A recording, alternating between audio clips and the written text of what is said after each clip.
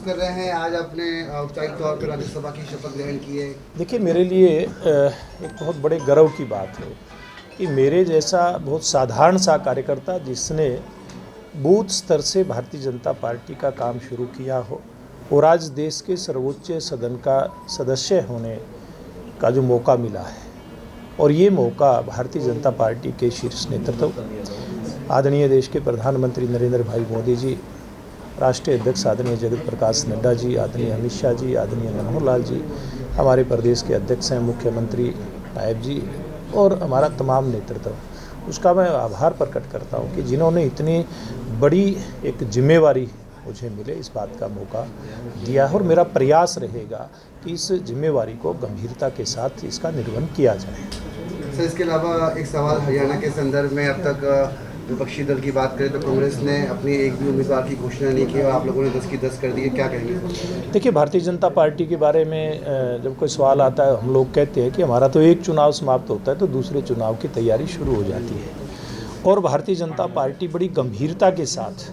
अपनी संगठनात्मक रचनाएं करती है, और जब चुनाव नज़दीक आता है उन संगठनात्मक रचनाओं के आधार पर हम चुनावी कार्य शुरू कर देते हैं, और इसी का परिणाम है कि लोग सोच भी नहीं पा रहे हैं, विरोधी पार्टियां ये विचार भी नहीं कर पा रही हैं कि कौन मैदान में उनका उम्मीदवार आएगा। और भारतीय जनता पार्टी के 10 के 10 उम्मीदवार आज मैदान में हैं, और उम्मीदवारों को लेकर के भारतीय जनता पार्टी का प्रत्येक कार्यकर्ता जनता का आशीर्वाद प्राप्त करने के लिए मैदान में हमारा जा रहा है। और दूसरा विषय ये कि आज भारतीय जनता पार्टी के उम्मीदवार तो मैदान में हैं, लेकिन कांग्रेस पार्टी सहित विरोधी दलों के उम्मीदवार आज मैदान में नहीं आए। मुझे लगता है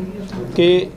आज देश में जो नरेंद्र मोदी जी की लहर चल रही है, आज देश की जनता ये चाहती है कि दोबारा से नरेंद्र मोदी जी देश का नेतृत्व करें, और इस बात के कारण से भी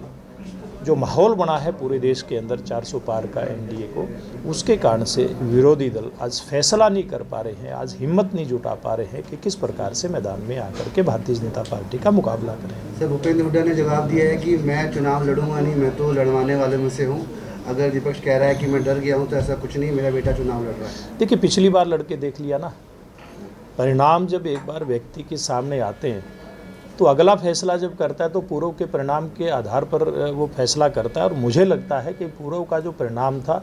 10 की 10 सीटें जो जीती थी, और कांग्रेस पार्टी को 10 की 10 सीटों पर करारी हार का सामना करना पड़ा था, उस बात का परिणाम है कि हुड्डा साहब समेत बड़े बड़े नेता चुनाव लड़ने से आज हट रहे हैं, पीछे हट रहे हैं।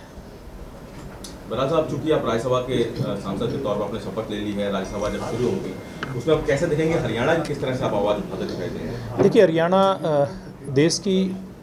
चाहे वो राजनीतिक परिस्थितियां हो या आर्थिक विषय की बात हो, कृषि क्षेत्र की बात हो, इन सब विषयों में एक बहुत अहम अपना रोल अदा करता है। एनसीआर में होने के कारण से भी,